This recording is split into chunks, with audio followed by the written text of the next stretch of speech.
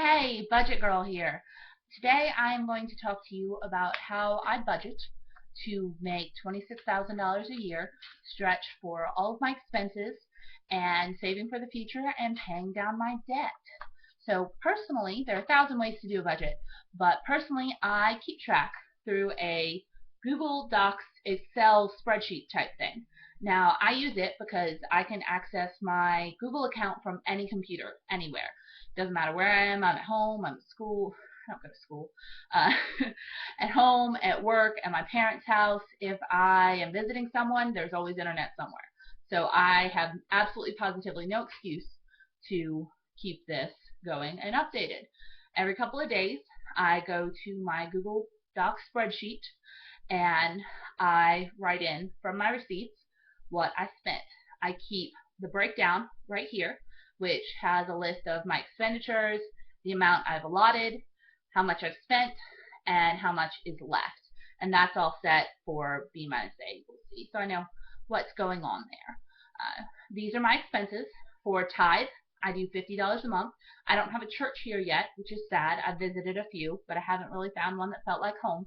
So I've just been giving my tithe monthly to philanthropic causes that come my way. You know, maybe it's the United Way, maybe it's Salvation Army, whatever it is. I make sure that it's going towards a good cause. Next, savings. Pay yourself first every single month. I've been guilty of not doing this before.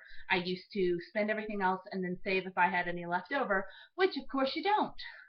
So I put $180 towards my car fund, which is where I'm saving right now. I have a $1,000 emergency fund in case something goes wrong.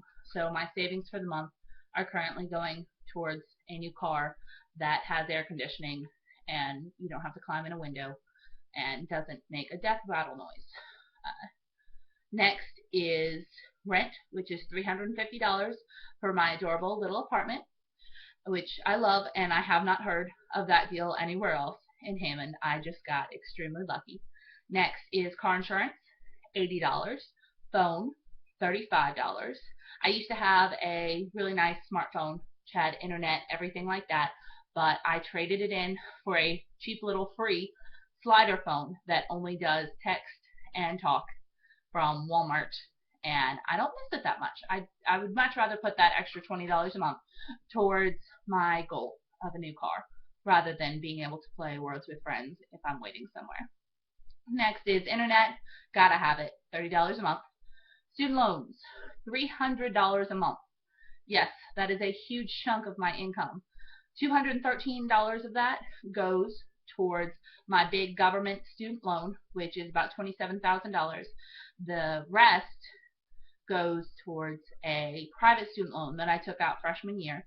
I owe $4,000 on that. The minimum is about $24, so I pay $213.85 to the big student loan, which is the minimum there, and the extra $85 goes towards the little student loan. So I'm paying 4 times the amount that is the minimum every month to really try to kick that out fast. When I finish saving for my car, that $180 I save per month will go towards the little student loan until it is paid off, and then all that money will go to the big student loan. It's called debt snowballing. If you haven't heard about it, Dave Ramsey is the master. Next is groceries, $150 per month. I realize that's not a lot, but I will do another video on how I keep my costs super low on that. I've got all sorts of fun tricks to share. Restaurant, $64 a month. I realize that's a lot considering that my grocery bill is only $150 a month. But I'm young and I like to go out with my friends to eat, and with my job sometimes I get hungry while I'm out on assignment and I like to drive through the drive-thru, and sometimes you just need some cheese sticks from Sonic. That's all there is to it. Next we have laundry, $10, gas, $70, animal, $20. That pays for food and flea medication and heartworm for my sweet little puppy, which you can see there, and she's sweet, and food for my little kitty cat that I take care of, which he lives outside. Next is electrical, $60, and finally personal spending, $80 a month. It's only $20 a week. On bigger months, that's even less per week. and that is the category that I have the hardest time not going over in. I have tricks on how to save and get a bunch of stuff for $80, but and it used to be a lot higher. It used to be like $200 a month for personal, and I still overspent on it. So I've been working really hard to keep that down. It's it's a hassle because I am a spender, not a saver. All right, and what I do with this is I just go into, this is a printout, of course, this isn't a computer.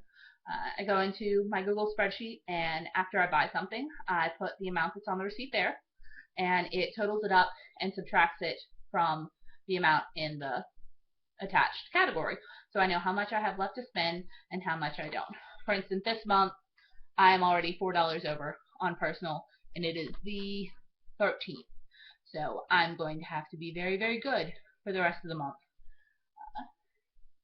And that is how I budget $1,473 a month and keep myself entertained and fed and clothed.